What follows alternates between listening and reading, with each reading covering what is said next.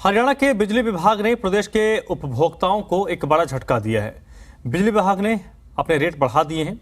अब उपभोक्ताओं को प्रति यूनिट 52 पैसे से ज़्यादा देने होंगे। इनमें 47 पैसा एफएससी यानी फ्यूल सरचार्ज के एडजस्टमेंट के तौर पर देना होगा और 5 पैसे प्रति यूनिट टैक्स देना होगा। बड़े रेट इन उपभोक्ताओं पर लागू होंगे जो प्रतिमाह 200 यूनिट से ज़्यादा का बिजली इस्तेमाल करते हैं। 200 यूनिट से कम बिजली इस्तेमाल करने वाले उपभोक्ताओं पर नया रेट लागू नहीं होगा। कीमतों में बढ़ोतरी के बावजूद किसानों को अपने बिजली के बिल के लिए ज़्यादा भुगतान नहीं करना पड़ेगा।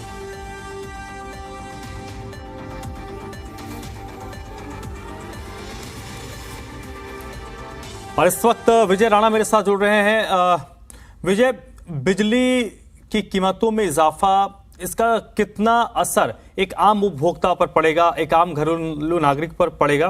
क्योंकि इसमें जो दिखाया गया कि 200 यूनिट से कम का जो खपत करने वाले हैं उन पर असर नहीं पड़ेगा, लेकिन एक आम परिवार जहां पर 5-6 सदस्य हैं आज की तारीख में, उनका जो खपत है, जो खर्च है, वो 200 यूनिट से ज्यादा ही होता होगा।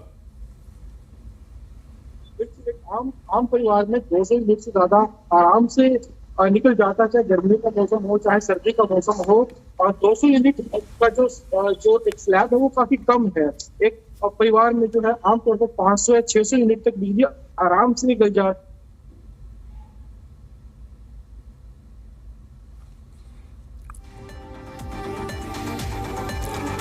और लगता है संपर्क विजय से टूट गया है।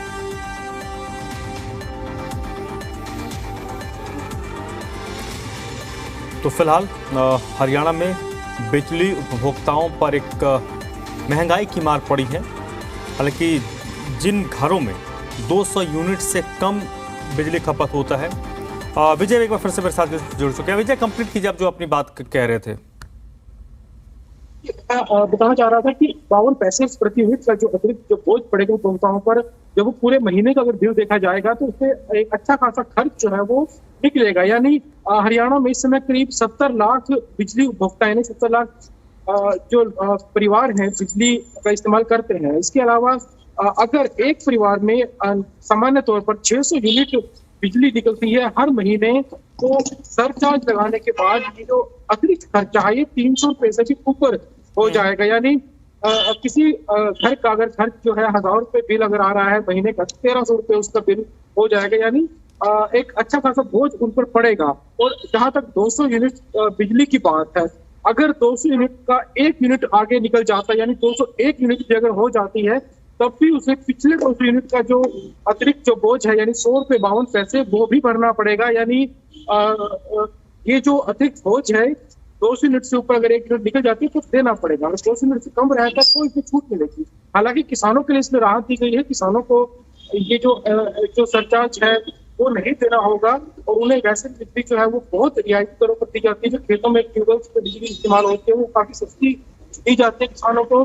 इसके अलावा जो है ग्रामीण इलाकों में कई बार बिजली का इस्तेमाल ज्यादा नहीं होता है, तो वहाँ पर ज्यादा खपत जो है कही जा सकती है क्योंकि ज्यादा खपत नहीं होती। शहरी इलाकों में होती है। गर्मियों में अब हर घर में जो है एसी भी चलेंगे और पंखे वो सब मिलाकर, कूलर मिलाकर, तो इससे ज्यादा जो खर्च है वो आराम से हो जाएगा।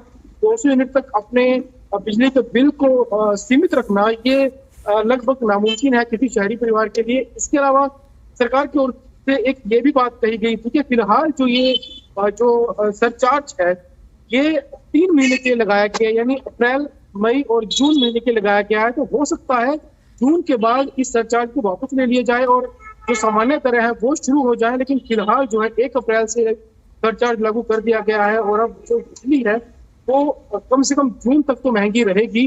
जून के बाद सरचार्ज वापस होता है नहीं, ये सरकार पर निर्भर करेगा।